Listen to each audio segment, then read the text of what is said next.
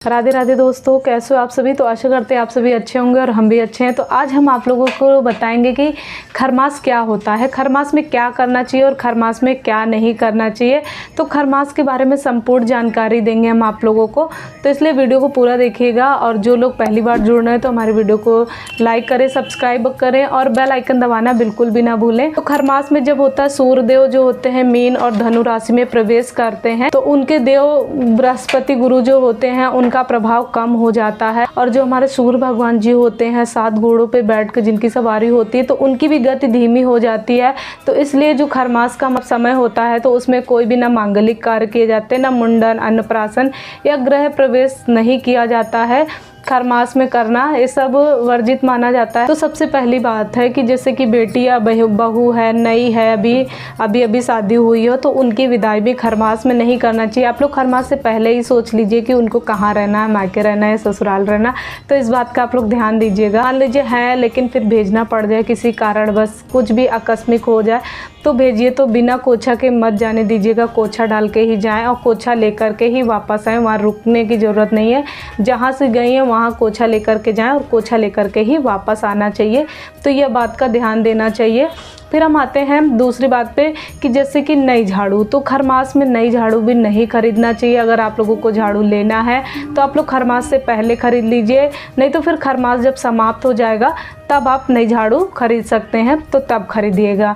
जैसे कुछ लोग पूछते हैं कि सुहाग का सामान क्या खरीद सकते हैं, तो जी नहीं, वैसे ज़रूरत नहीं है तो आप ना ही खरीदिए, अच्छी बात है। अगर किसी कारणवश अगर आपको ख़रीदना भी पड़ रहा है तो आप खरीद सकते हैं, लेकिन यूज नहीं कर सकते हैं। नई साड़ी हो या नया सुहाग का सामान हो, कुछ भी यूज नहीं कर सकते हैं। दे सकते हैं किसी को, लेकिन अपने लिए यूज नहीं कर सकते। चाहे वो पहले का ही रखा हो, अगर वो बिल्कुल नया है तो आप उसका यूज़ नहीं कर सकते हैं।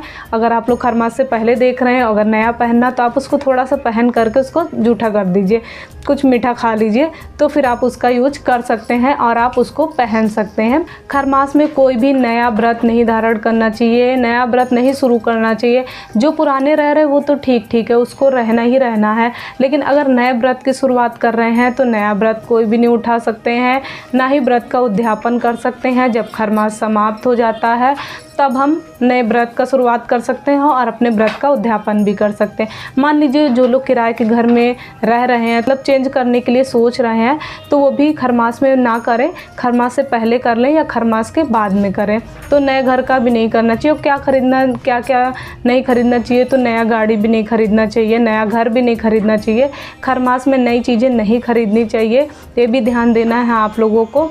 केवल ज़रूरत की सामान ही खरीदे, जैसे खाने पीने वाला सामान है तो वो खरीद सकते हैं, लेकिन नया सामान और कोई वैसा नहीं खरीद सकते हैं। कुछ लोग पूछते हैं कि खरमास में क्या पूजा कर सकते हैं, तो जी हाँ, खरमास में पूजा कर सकते हैं। आप मंदिर भी जा सकते हैं, खरमास में पूजा पाठ भी कर सकते हैं। लेकिन हाँ, आप लोगों को इस बात का ध्यान देना है कि खरमास में सबसे अधिक जो पूजा होती है, सबसे अधिक जो प्रसन्न करने का होता है, तो सूर्य भगवान को आप लोग कर सकते हैं प्रसन्न, क्योंकि उस समय सूर्य भगवान का ही महत्व होता है। तो सूर्य भगवान को जल जरूर सभी लोग अर्पित करें और जल में कुछ अक्षत और कुछ मीठा और लाल पुष्प आदि डाल करके सूर्य भगवान को आप लोग प्रसन्न करिए और जल अर्पित कर सकते हैं। तो इस तरीके से सूर्य भगवान को जल अर्पित कर सकते हैं। और खरमास में होता है कि बाल वगैरह नहीं कटाने चाहिए।